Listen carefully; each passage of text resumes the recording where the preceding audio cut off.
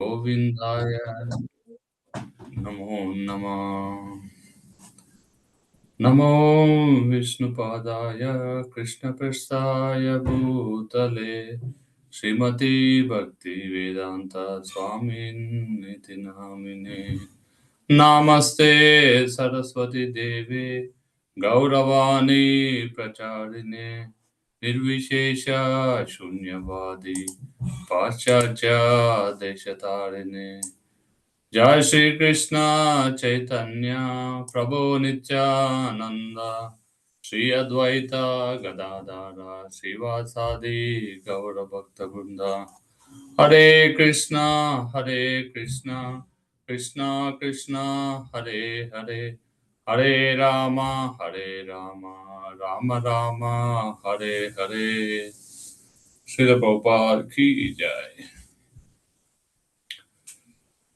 So I think last chapter we have seen how Prabhupada moved from Bowri to the new place at 26 Second Avenue. So here we'll see further details of that new place. So chapter we are reading chapter 18 called Breaking Ground.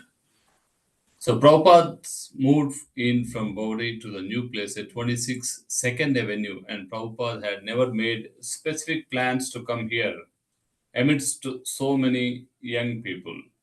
But in the 10 months since Calcutta, he had been moved by force of circumstances, or as he understood it, by Krishna's will. The sign, Matchless Gifts, was the only remaining memento of the nostalgic gift shop that had recently moved out. Overlooking from the courtyard from the rear building of 26th Avenue was Prabhupada's second floor apartment, where he would now live, work, and worship. On the wall above his sitting place, he hung an Indian calendar print of Lord Krishna. Krishna, as a youth, was playing on his flute with a cow close behind him. Lord Krishna was standing on the planet Earth, which curved like the top of a small hill beneath his feet. As Prabhupada chanted in his own inner ecstasy and the hand cymbals rang, the call and response of the Hare Krishna mantra swelled, filling the evening. Some neighbors were annoyed. Prabhupada sang on, absorbed in pure devotion, and they responded. After the Kirtan, Srila Prabhupada gives Bhagavad Gita class explaining how the chanting of Hare Krishna, Krishna Krishna, Hare Hare, Hare Rama, Rama Rama, Hare Hare, will cleanse the dust. And as soon as the dust is cleared, then as you see your nice face in the mirror, similarly, you can see your real constitutional position as a spirit soul. So it doesn't matter what a person was doing before, what sinful activities. If he is engaged in service, then even sinful person will quickly be purified. Krishna says, Kshipram bhavati dharmatma. Kshipram bhavati dharmatma shashvak shantim nigacchati kaunteya pratijanahi name bhakta pranashyati. My dear Arjuna, declare it boldly that my devotee never perishes. Krishna says in Bhagavad Gita. Kshipram bhavati dharmatma. Because he has doubted himself in Krishna consciousness, it is sure that he will be saintly very soon. We have seen the examples of Mrugari. This hunter, Narad Muni, one day saw this hunter killing animals, half killing them, and they are all shouting in pain, and he's enjoying them. And Narad Rishi went and gave him teachings and then asked him to stop hunting, and then he stopped. And next time when he came, the hunter was not even ready, willing to step on ants. He was actually jumping up and down so that he doesn't step on the ants. So that is the change. That's what Krishna says. Kshipram bhavati dharmatma, shashvak shantim nigacchati. Prabhupada said, if you want perfect knowledge of God, we have to consult Shastra. Prabhupada expected the audience to be patient and wanted them to ask questions at the end of his usual 45 minutes class so that order is maintained in the class. Mostly, he kept his room typing out the Bhaktivedanta purports, referring to Acharya's Bengali and Sanskrit commentaries. We shall call our society ISKCON. Prabhupada had laughed playfully when he first coined the acronym. A friend had suggested a title that would sound more familiar to Westerners: International Society for God Consciousness. But Prabhupada has insisted Krishna consciousness. God is a vague term, whereas Krishna was exact and scientific. God consciousness was spiritually weaker, less personal. And if Westerners didn't know that Krishna was God, then the International Society for Krishna Consciousness would tell them. By spreading his glories in every town and village, Krishna consciousness was Prabhupada's own rendering of a phrase from Srila Rupa Goswami's Padyavali, written in the 6th century: Krishna Bhakti Rasa Bhavita, to be absorbed in the mellow taste of executing devotional service to Krishna. And then Prabhupada also put up these 7 purposes of International Society for Krishna Consciousness: to systematically propagate spiritual knowledge to society at large and to educate all people in the techniques of spiritual life in order to check the imbalance of values in life and to achieve real unity and peace in the world, to propagate a consciousness of Krishna as it is revealed in the Bhagavad Gita and Srimad Bhagavatam, to bring members of society together with each other and nearer to Krishna, the prime entity, thus to develop the idea within the members and humanity at large that each soul is part and parcel of the quality of the Godhead, Krishna, to teach and encourage the Sankirtan movement, congregational chanting of the holy name of God as revealed in the teachings of Lord Sri Chaitanya Mahaprabhu, to erect for the members and for society at large a holy place of transcendental pastimes dedicated to the personality of Krishna, to bring the members closer together for the purpose of teaching a simpler and more natural way of life, and with a view towards achieving a forementioned purposes, to publish and distribute periodicals, magazines, and books and other writing. So these are the 7 purposes of the International Society for Krishna Consciousness, designed by Srila Prabhupada. But to register ISKCON legally as a non-profit tax exempt religion required money and a lawyer. Carl Jens had met Prabhupada on the Bowery. He had agreed to help. He had contacted his lawyer, Stephen Goldsmith. The purpose stated within ISKCON's Articles of Incorporation reveals Prabhupada's thinking. There were 7 points similar to those given in the prospectus for the League of Devotees he formed in Jhansi in India in 1953. Regardless of what ISKCON's charter members thought of the society's purposes, Prabhupada saw them as imminent realities. As Mr. Rubin, the subway conductor who had met Prabhupada on a Manhattan park bench in 1965, had noted, he seemed to know that he would have temples filled up with devotees. There are temples and books, he said. They are existing. They are there. But the time is separating us from them. So Mr. Rubin is a person. He met Prabhupada one time. Before any of these things happened, he met Prabhupada in a park, sitting on a park bench. And at that time, Prabhupada was alone.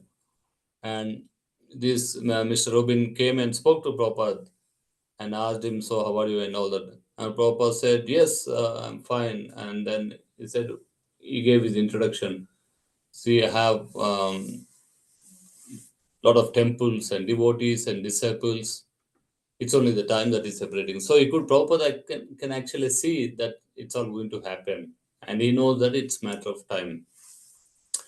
Prabhupada was explaining that the best way to serve Krishna was to serve the representative of Krishna, and such service has to be done voluntarily, out of love, not by force. Preaching was the word Prabhupada most often used. For him, preaching had a much broader significance than mere sermonizing. Preaching meant glorious, selfless adventures on the behalf of the Supreme Lord. Lord Chaitanya had preached by walking all over southern India and causing thousands of people to chant and dance with him in ecstasy.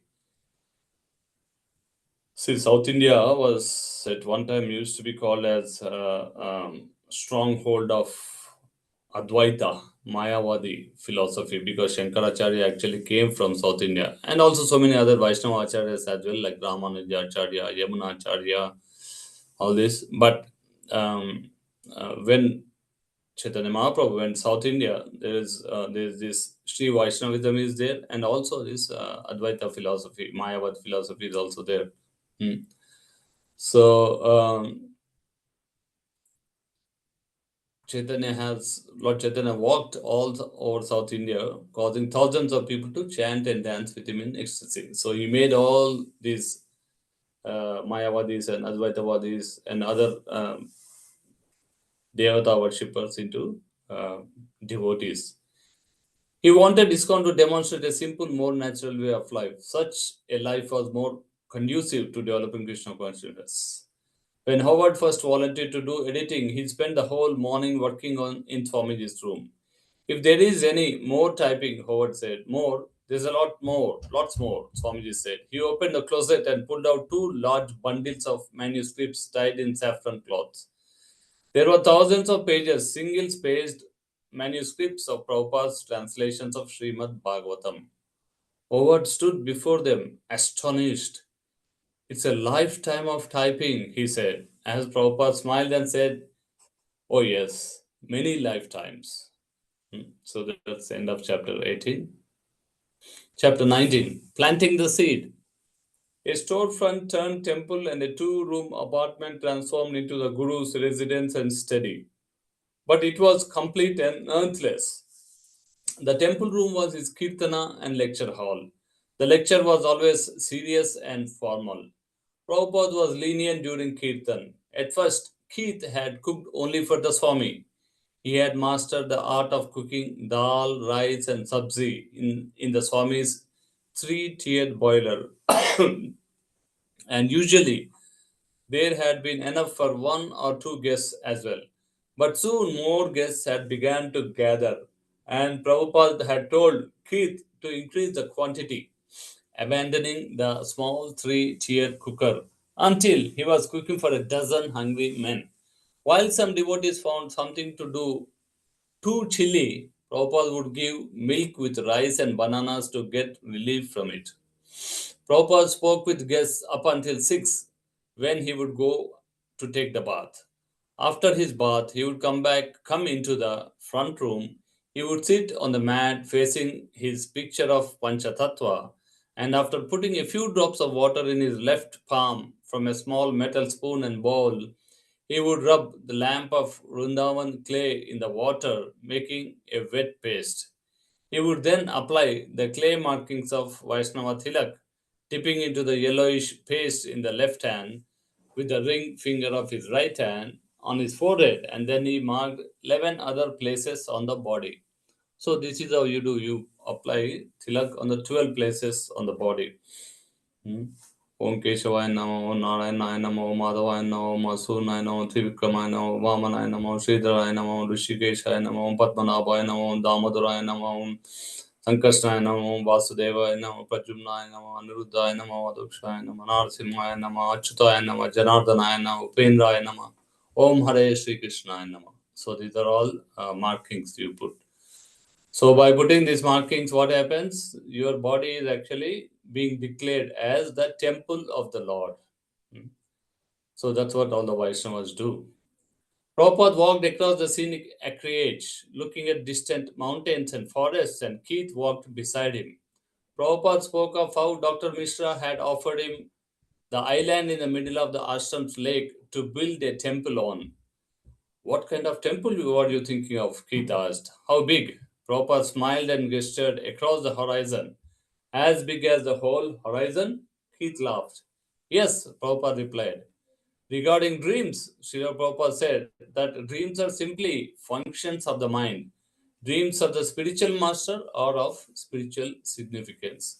So this is one important point. So whatever you get in the dreams, you don't need to take very seriously because it is our mind. So it is said that in Bhagavatam, when you see gold outside, when you see gold, and then also when you see mountain, uh, our mind creates a golden mountain in the dream, and in the dream we actually see a golden mountain. So this is how mind actually makes up all these things.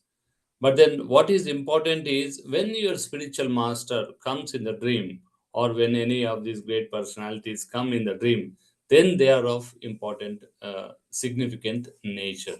Hmm. Okay.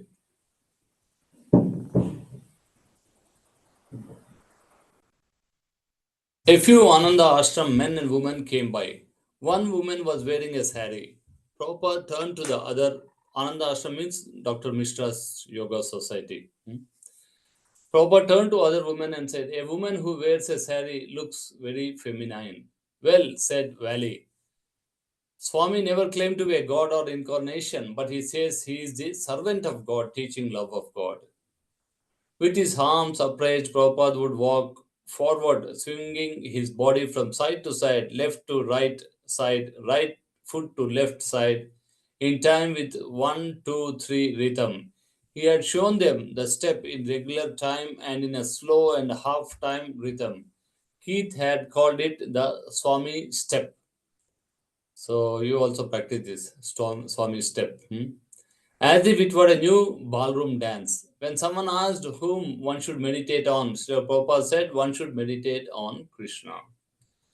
The sun rose over mountains, streaking the morning sky above the lake with colors. Valley and Keith were walking around the ground, saying to Prabhupada how beautiful it all was. "We are not so concerned with the beautiful scenery," said Prabhupada.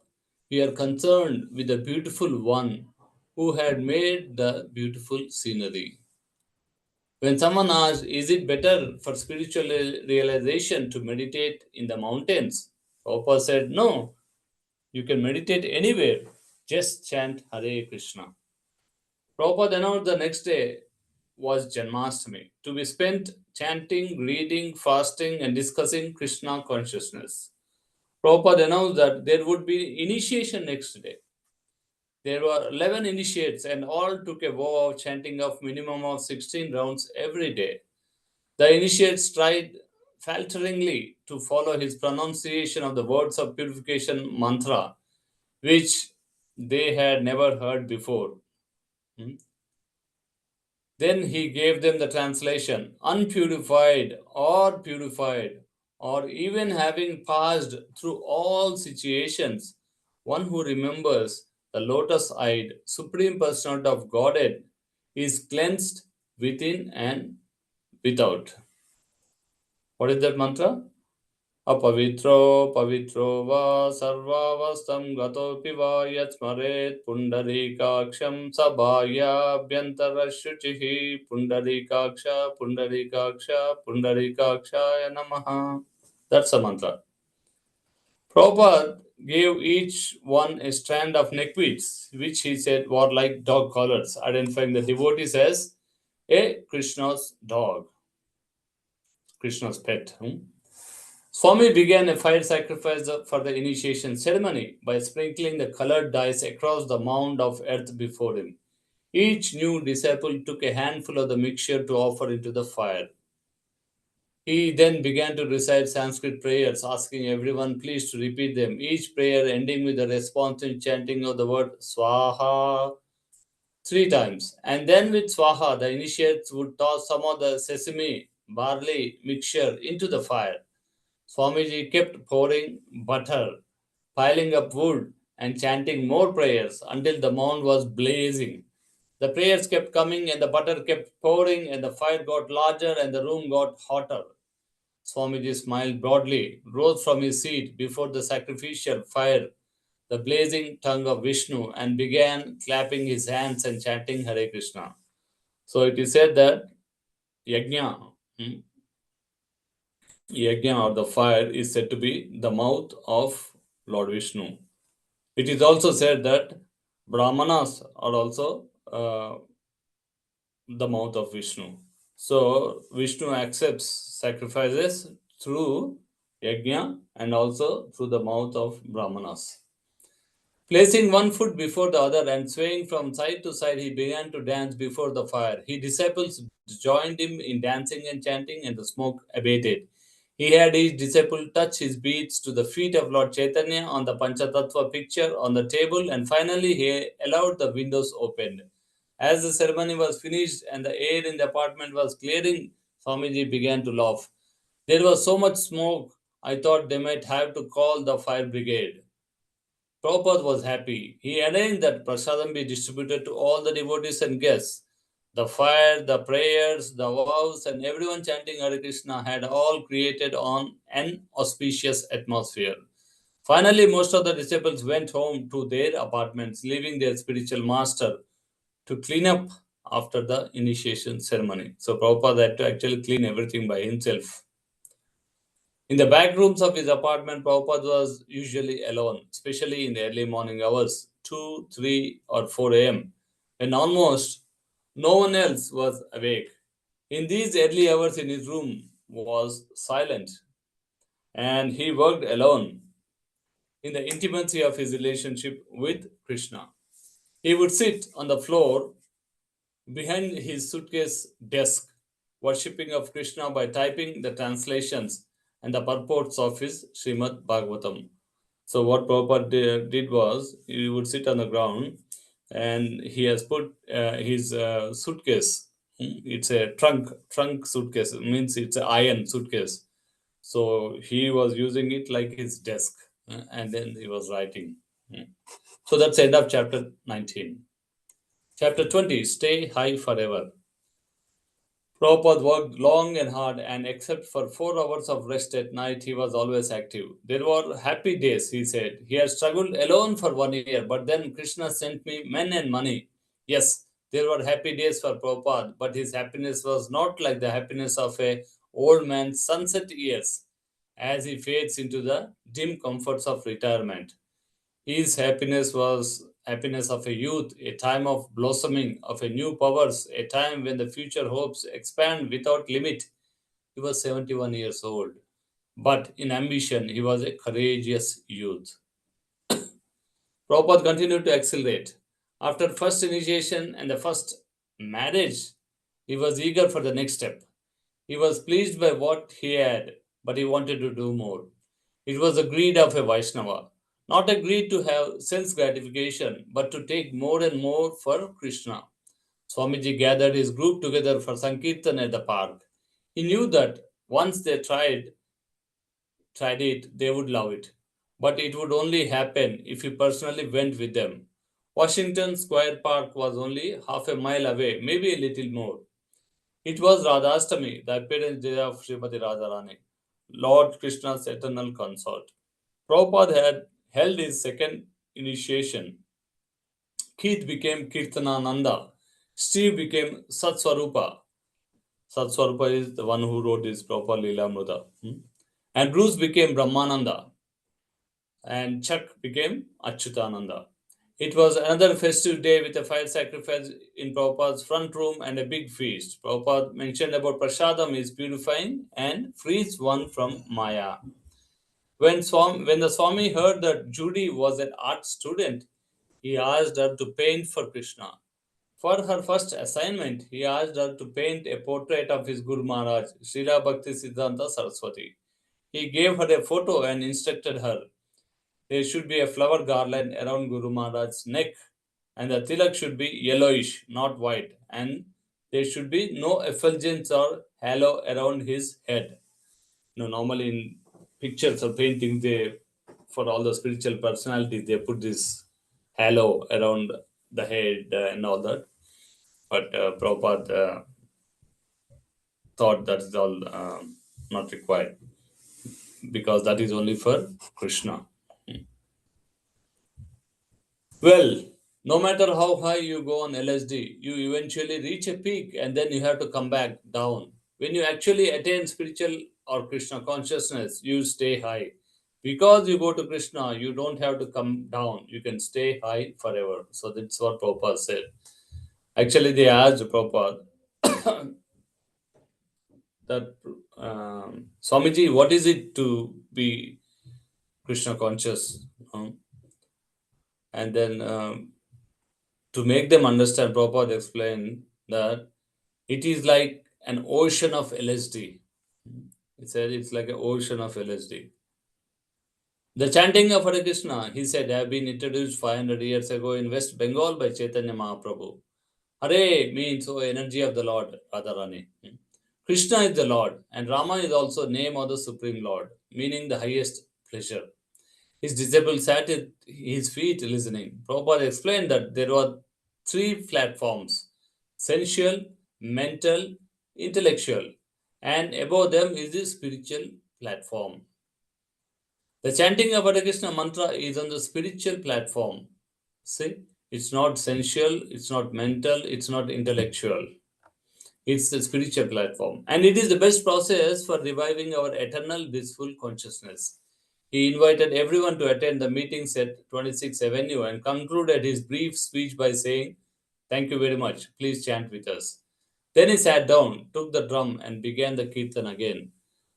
Well, what does the chanting produce? She seemed to be coming out of her trance now. Chanting produces chanting, he replied. Just as when you're calling the name of your beloved, if there is someone you love very much, then you want to repeat his name again and again. It is out of love. 2 weeks later, Prabhupada held another initiation ceremony, and Bob became Rupanuga, and Judy became Jadurani. So this Jadurani Mataji, she has done so many paintings. Her paintings are still available in all the books and all these things. So it's end of chapter 20. 21. Beyond the lower east side. Hare Krishna was becoming popular. Regular kirtans in the park, newspapers, coverage. Hagriva called it as the Hare Krishna explosion. The lower east side hippies considered the chanting of Hare Krishna as one of the grooviest things happening, and that Swami's disciples didn't LSD didn't seem to affect their popularity. The devotees were accepted as angelic people, carrying peaceful chanting to others and offering free food and a free place to stay. In the clubs, local musicians played the melody that they had picked up from the Swami when he chanted in the park and at the temple. The Lower East Side was a neighborhood of artists and musicians, and now it was also the neighborhood of the Hare Krishna. Evening kirtans were always big. Brahmananda used to stand by the back door every night and watch the room fill up until there was no place left to sit. After kirtan, there was lecture. For a question related to sex urge, Prabhupada replied, "You can get yourself married and live peacefully with one woman, but the wife should not be used as a machine for sense gratification. Sex should be restricted to once a month and only for propagation of children." In Bhagavad Gita, also Krishna mentions that um, what is it? Sex performed for producing children. So Kamaraga Vivarjitam. So when Burton asked Prabhupada to attend his piano recital at Town Hall Theatre, Prabhupada agreed. The Gate Theatre was a small auditorium on the Second Avenue, about 10 blocks north of the storefront. After the Gate engagement, Swamiji and his disciples agreed that it was a waste of time trying to rent theatres. It was better to go to Tompkins Square Park. This was the best place for attracting people and it didn't cost anything. So this Tompkins Square Park is the place where Prabhupada went and chanted. He was chanting, and then that's how it became very famous. And even today, we can visit this Tompkins Square Park, and today also we can see that same tree where Prabhupada actually sat under. It's all there. So devotees actually visit that place to see that tree. Yep. Swamiji saw each of the nearly 1 dozen dishes through its final stages, and his disciples carried them into the front room. Is it what, 51? 50. Okay, yeah, correct. And placed them before the picture of Lord Chaitanya. There was halwa, dal, two sabzis, fancy rice, puris, samosas, sweet rice, apple chutney, gulab jamuns, and sweet balls, iskon bullets. Prabhupada had personally spent much time slowly deep frying the sweet balls on a low heat until they had turned golden brown and full. Then, one by one, he had lifted them out of the ghee with a slotted spoon and put them to soak in sugar syrup. So, these gulab jamuns are called as iskon's bullets. He recognized that these golden ghee fried milk balls soaked with sugar water were his disciples' favorite prasadam treat. He called them ISKCON bullets because they were weapons in the war against Maya. He even allowed that a jar of ISKCON bullets floating in their syrup be always on the hand in the front room, where his disciples could take them without asking permission and without observing any regulated hours. They could take as many as they liked. Achyutananda carried the imperfectly shaped puris into the kitchen, where he and Kirtanananda deep fried them two at a time. With the temperature of the ghee, the constituents of the dough, and the shape, size, and thickness of the puris were all just right. The puris would cook in only few seconds, giving rise to the surface of the ghee, where they would inflate like a little balloons. The cooks then stood them on edge with a cardboard box to drain off excess ghee. Swamiji and a couple of his cooks offered all the preparations to Lord Chaitanya, reciting the Parampara prayer. Satswarupa. Eating the feast was an intense experience. We are supposed to be subduing our senses all week, following strict regulations, controlling the tongue, and the feast was a kind of reward. Swamiji and Krishna were giving us a taste of full spiritual ecstasy. Even though we are still beginners and still in the material world, before taking my plate full, I would pray, please let me remain in Krishna consciousness because it is so nice and I am so fallen. Let me serve Swamiji and let me now enjoy this feast in transcendental bliss. The feasts are free and they are reputed to be delicious.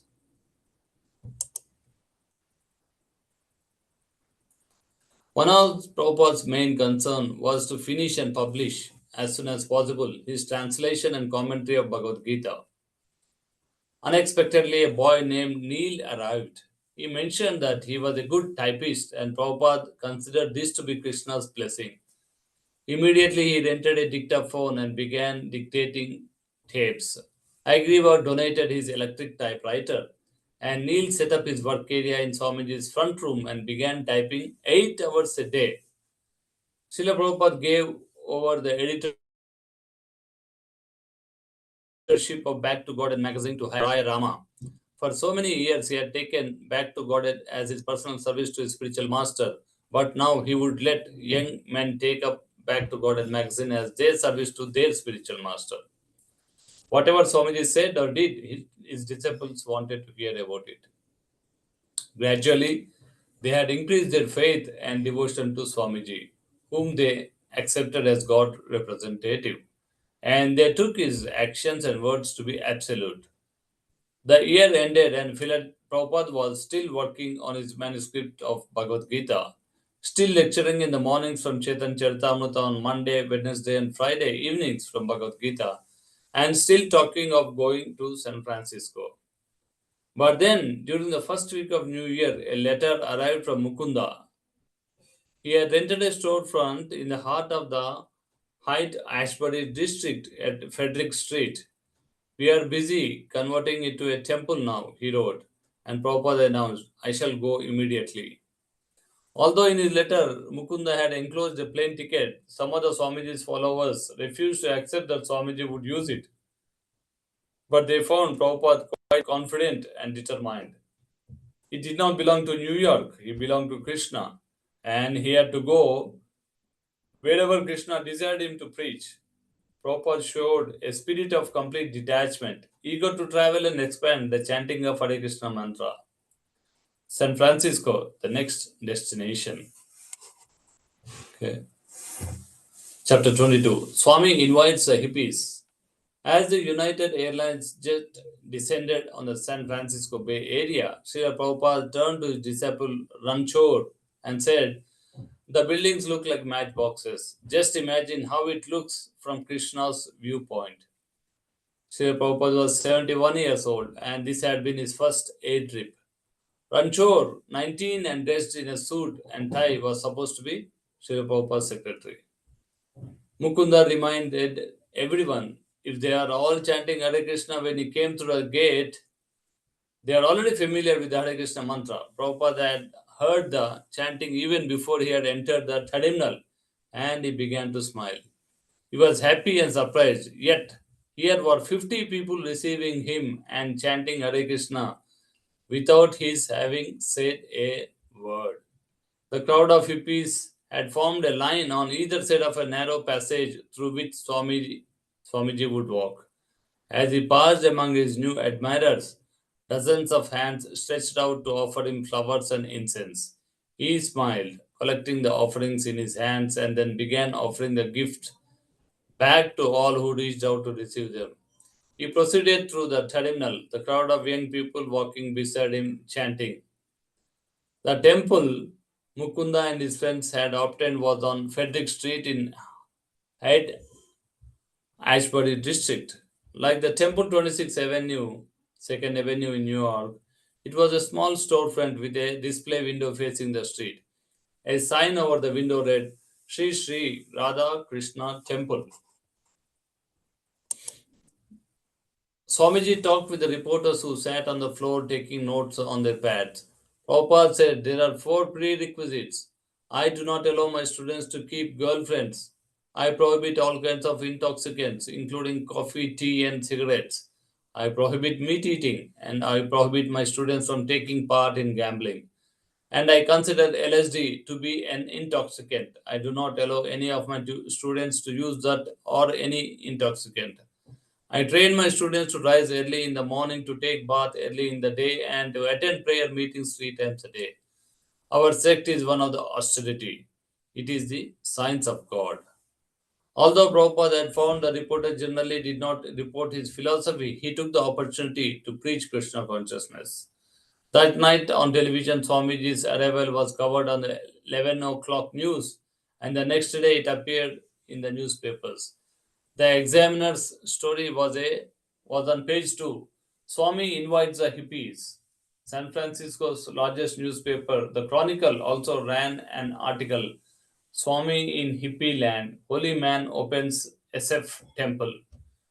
Srila Prabhupada rose from bed and turned on the light. It was 1 a.m. He sat quietly at his makeshift desk, a trunk filled with manuscripts, and in deep concentration chanted the Hare Krishna mantra on his beads. After an hour of chanting, Srila Prabhupada turned to his writing.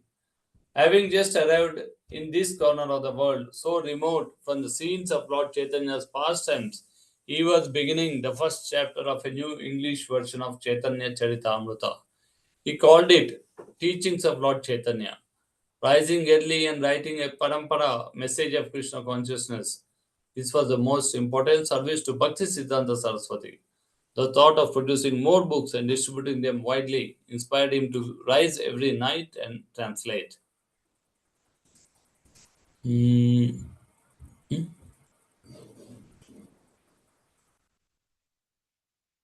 Though some of the newer disciples had objected, Srila Prabhupada was still scheduled for the mantra rock dance. Srila Prabhupada knew he would not compromise himself. He would go, chant, and then leave. The important thing was to spread the chanting of Hare Krishna. As a preacher, Prabhupada was prepared to go anywhere to spread Krishna consciousness. These young hippies wanted something spiritual, but they had no direction. Prabhupada decided he would go. His disciples wanted him to, and he was their servant and the servant of Lord Chaitanya. Don't you think there is a possibility of chanting a tune that would be more appealing to the Western ears? Alan asked. Any tune will do, Prabhupada said Prabhupada. Melody is not important. What is important is that you will chant Hare Krishna mantra. Prabhupada and Ellen also talked about the meaning of the word hippie, and Ellen mentioned something about taking LSD. Prabhupada replied that LSD created dependence and was not necessary for a person in Krishna consciousness. Krishna consciousness resolves everything, Prabhupada said. Nothing else is needed. On the night of the mantra rock dance, the devotees began a warm up kirtan on stage, dancing the way Swamiji had shown them. Incense poured from the stage and from the corners of the large ballroom. At 10 o'clock, Prabhupada, as he entered the ballroom, devotees blew conch shells. Crowd parted down the center all the way from the entrance to the stage, opening a path for him to walk. With his head held high, Prabhupada seemed to float by, across the ballroom floor to the stage. Suddenly, the light show changed. Pictures of Krishna and his pastimes flashed on the wall. As Prabhupada walked through the crowd, everyone stood, applauding and cheering. He climbed the stairs and seated himself softly on a waiting cushion. Srila Prabhupada spoke briefly history of mantra and asked Ellen to chant Maha mantra. Okay, so we'll stop here. Any questions or comments?